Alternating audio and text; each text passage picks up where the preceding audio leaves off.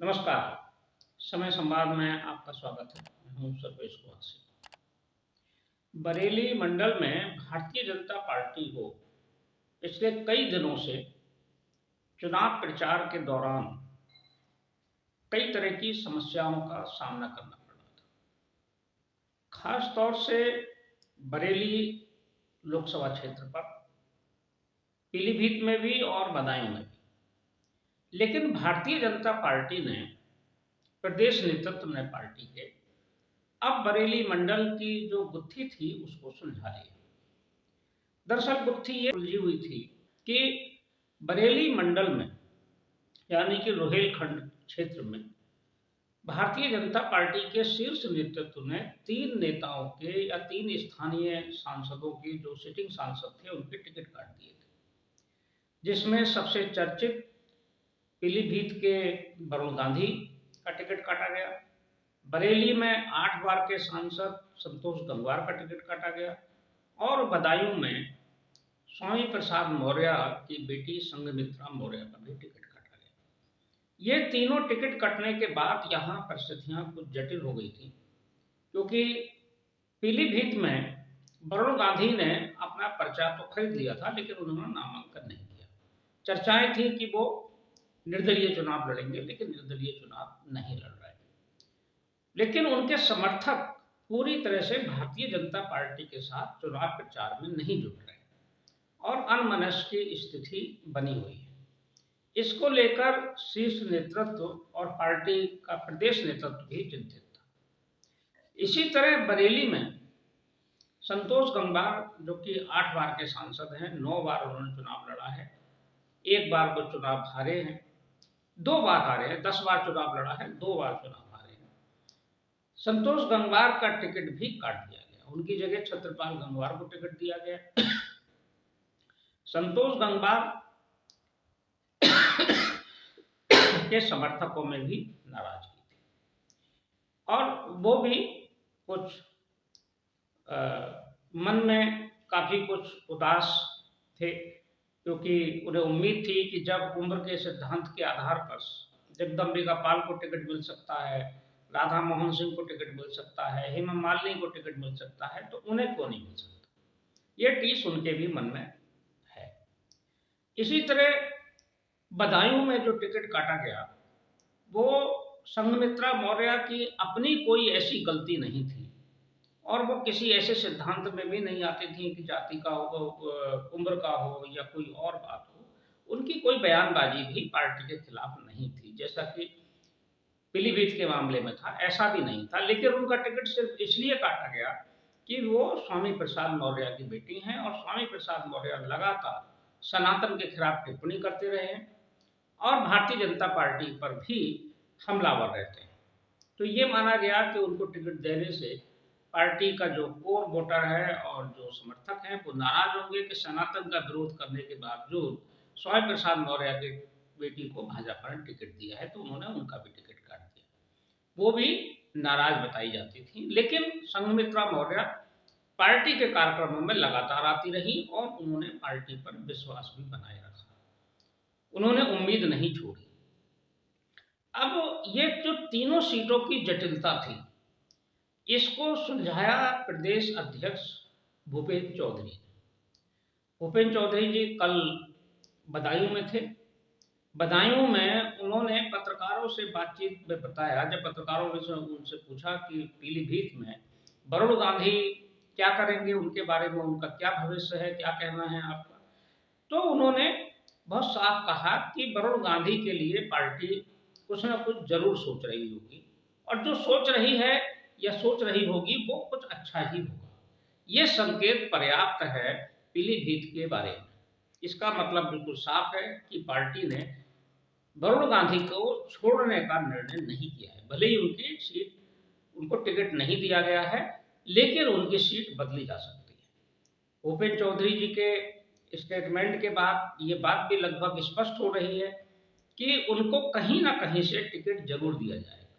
उनका टिकट तय है। यह कहना कि उनके लिए अच्छा ही सोचा होगा और जो होगा वो उनके हित में अच्छा ही होगा, इसका मतलब साफ है कि कोई महत्वपूर्ण सीट उनके लिए निश्चित की गई है। जैसी कि पहले से संभावनाएं थी कि वरुण गांधी को रायबरेली से चुनाव लड़ा जा सकता है। तो रायबरेली एक सीट ऐसी हो सकती है कि उन्हें चुनाव में उतारा जा सकता है, या उनको कोई और सीट पार्टी ने तय की हो, किसी दूसरे राज्य में तय की हो, ये भी संभव है। लेकिन वरुण गांधी को पार्टी ने मना लिया है और पीलीभीत की जो समस्या थी उसको सुलझा दिया है। इसी तरह से उन्होंने बरेली के बारे में भी स्टेटमेंट दिया। भूपेन्द्र चौधरी से जो संतोष गंगवार के बारे में पूछा गया तो उन्होंने कहा कि उनके मन में कुछ स्थानीय चीज़ों को लेकर, स्थानीय बातों को लेकर असंतोष था, उसमें हमने बात की है और बात करके उसको निपटा लिया है। अब कोई समस्या नहीं है। संतोष गंगवार लोकसभा के चुनाव में जो स्थानीय प्रत्याशी हैं छत्रपाल गंगवार, उनके समर्थन में वो चुनाव प्रचार करेंगे और जहां जहां जरूरत होगी वहां जनसभा भी करेंगे। इसका मतलब साफ है। और वहां संतोष गंगवार से मिलने के लिए भूपेन्द्र चौधरी स्वयं गए थे, ये भी महत्वपूर्ण है। उन्होंने प्रयास करके बरेली की जो स्थानीय सीट है, जो बहुत प्रमुख सीट है, जहां से लगातार पार्टी जीतती रही है, एक बार बीच में यहाँ 2009 में पार्टी हारी थी, संतोष गंगवार हारे थे और प्रवीण सिंह ऐरन कांग्रेस के टिकट पर चुनाव जीत गए थे। इस बार प्रवीण सिंह ऐरन यहाँ से समाजवादी पार्टी और कांग्रेस के संयुक्त प्रत्याशी गठबंधन के संयुक्त प्रत्याशी हैं। उन्होंने समाजवादी पार्टी से टिकट लिया है।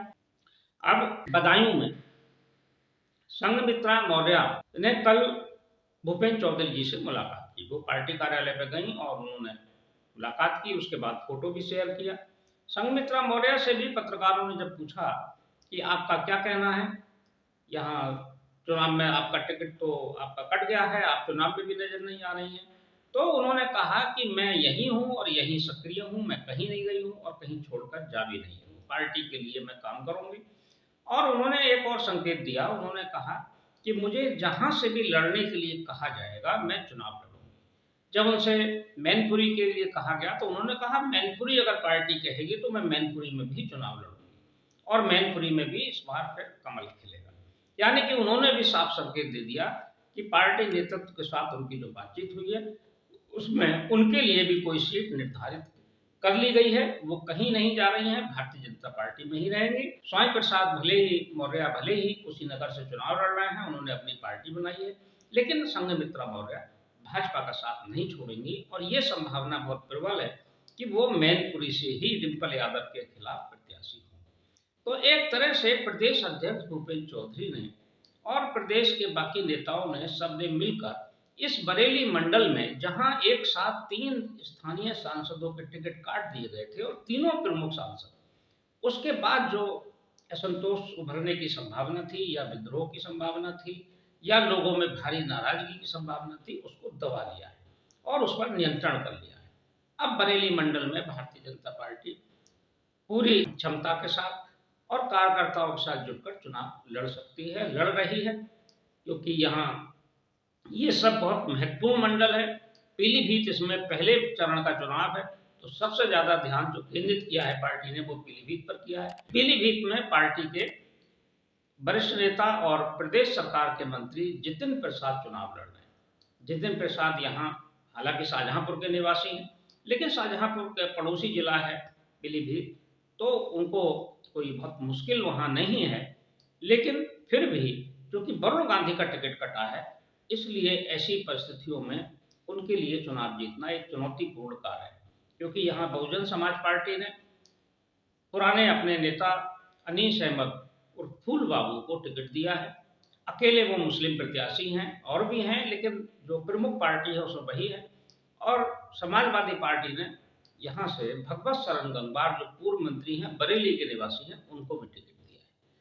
तो देखना होगा कि पहले चरण में पीलीभीत में क्या परिणाम आता है। और लेकिन पार्टी ने बरेली मंडल में जो अपना समस्याएं थी उसको सुलझा लिया है और स्पष्ट संकेत ये भी हो गया है कि बरेली से संतोष गंगवार को मनाकर फिर से एक बार बरेली पे कब्जा करे पार्टी, ये इसका पूरा प्रयास है।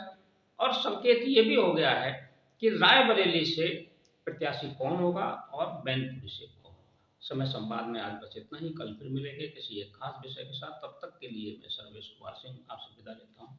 नमस्कार।